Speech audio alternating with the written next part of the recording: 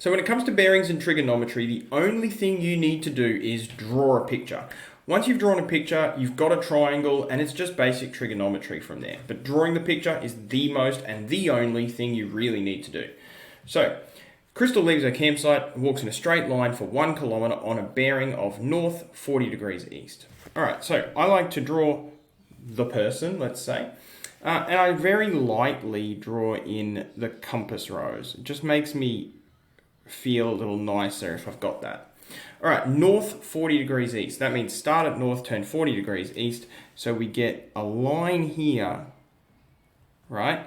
That angle is 40 degrees. And we know that that line is 1 kilometre. Now that we've got that, we have a triangle. And we can draw that triangle two ways. You can draw that triangle like this. If you draw that triangle like this, you need to kind of add an angle here of 50 degrees, right? Because 40 and 50, they're complementary angles.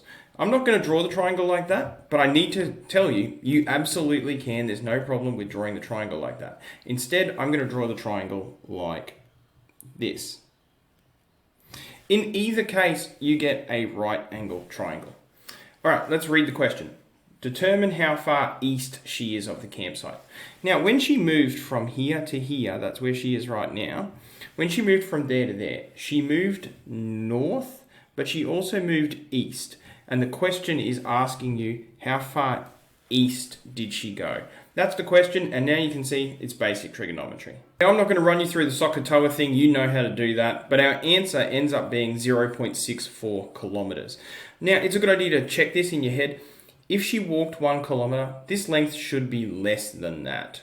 So if that number was like 1.2, you'd be really concerned because this is a right angle triangle, that's the hypotenuse, so x should be shorter than that. So I feel pretty good about 0.64, that'll be fine. The extra little spanner I'll throw in the works is determine the compass bearing Crystal must follow to return home. So she walked north 40 degrees east and she walked off. What about going backwards? Well, again, wherever she is, I'm going to draw in a little compass rose, right? And you should be able to see that this line and this line, they're parallel, which means that if this 40 is 40 degrees, this is 40 degrees.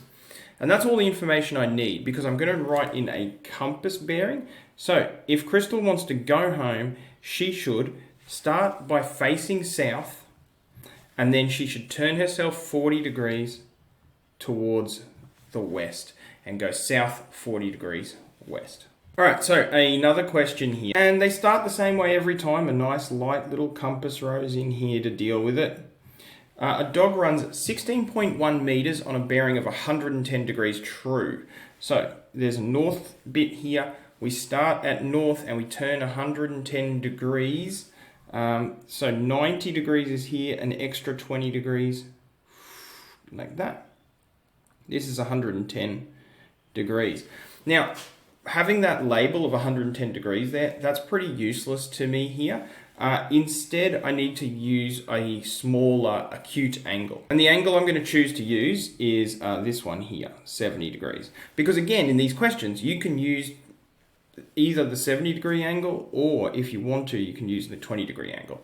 You can create a triangle that looks like that and use that, or you can use a triangle that looks like that and use that.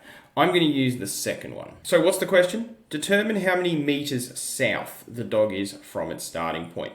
So south, it started here, it moved in this direction, it moved east and south, but I want to know how far south it moved. So I'm trying to find x. Again, I'm not going to step you through that trigonometry, you know how to do that. 5.51 meters is how far south this dog has traveled.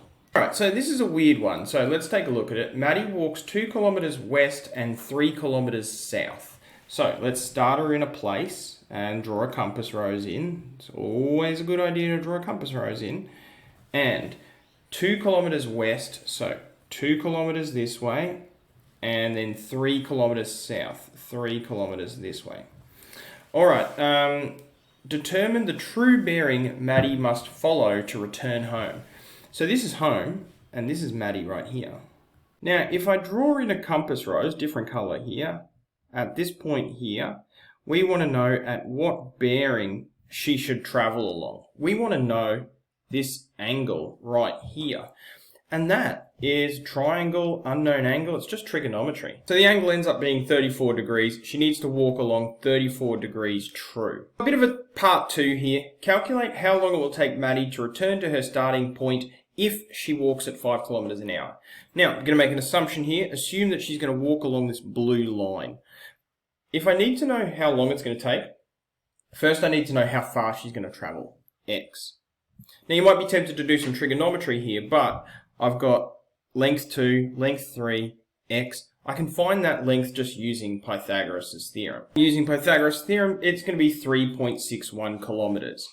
After that, it's just a speed equals distance over time type calculation, which you should be familiar with. Speed equals distance over time. The speed is 5 kilometers an hour equals distance over time. Rearrange and find a time of 0.721 hours, which can be converted by multiplying by 60 to 43.27 minutes. And that's good enough. We could probably convert to seconds if we want to, but that's it.